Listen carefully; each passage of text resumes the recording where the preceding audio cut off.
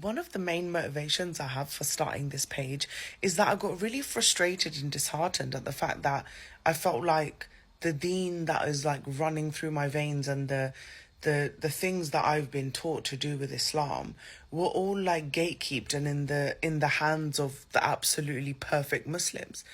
And I really appreciate the fact that people of knowledge are sharing their knowledge with us, like the lame of us, if you like, to be able to understand the deen. But then I realized, like, hold on a minute. The deen was made for human beings. Human beings are made flawed. So that means that actually, if the deen was only supposed to be in the hands of professionals, then the Quran Majid itself wouldn't be released to every single individual on planet Earth. Like, it would be held in sacred rooms with only somebody who is qualified to a certain extent to read it. But Allah subhanahu wa ta'ala, and Allah knows in His divine wisdom that all of us have been given a very unique perspective. So we need to be able to deep dive into our deen individually, as well as being able to go and reference things from people with further knowledge. And I know growing up, struggling with certain things myself, as I do even now in my adult age, I never wanted to be made felt that I wasn't worthy of this religion because I wasn't perfect. Some of the experiences I've had, some of the things I've seen in this life, they pulled me furthest away from God ever. I've seen betrayal, I've seen abuse, I've seen threats, I've faced homelessness. Like, there's a lot of things, abandonment, and many more. So when you witness certain things in your life like that, it really lifts. And when your faith is affected, when it originates from people, them ruining your faith in life, you can't go further up from that because your mind is not expanded enough at a young age. So you straight away think, well, if God really is this all-loving, all-knowing, how can He allow this torment to happen? And it's only when I deep dive in myself and I realized what a spiritual and almost intergalactic journey this actually is. Earth is not what we thought it was. Human beings and the experience is not what we thought it was. Allah has time and space for the human experience.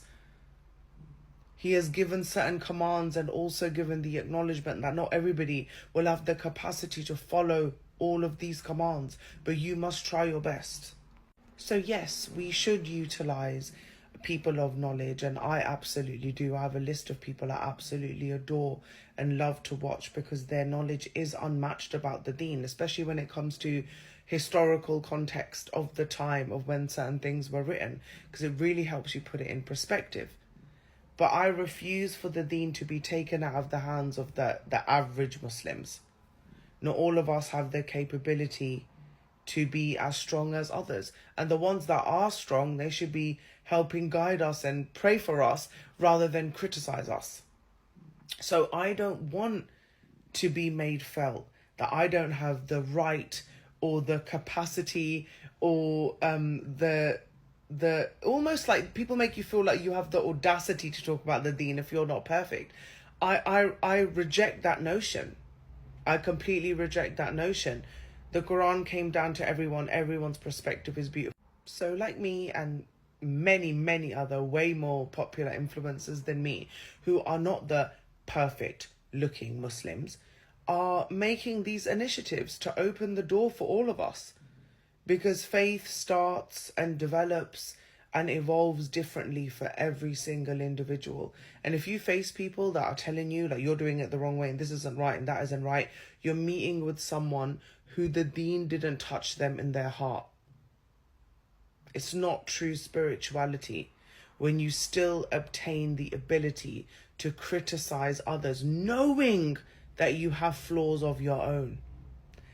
That is not a Muslim. From what I've understood, the empathy, the understanding, the incredibly respectful boundaries, and the ability to accept human beings from all walks of life and all aspects of experiences. Because when I heard the hadith about the drunk man who used to he came into the masjid one day and he was under the influence and he urinated in the corner in the prayer room. And the companions of our Nabi Kareem got really angry and they were like, let's get him out of here, blah, blah. And our Nabi Kareem was actually, let him finish what he's doing and we'll talk to him afterwards.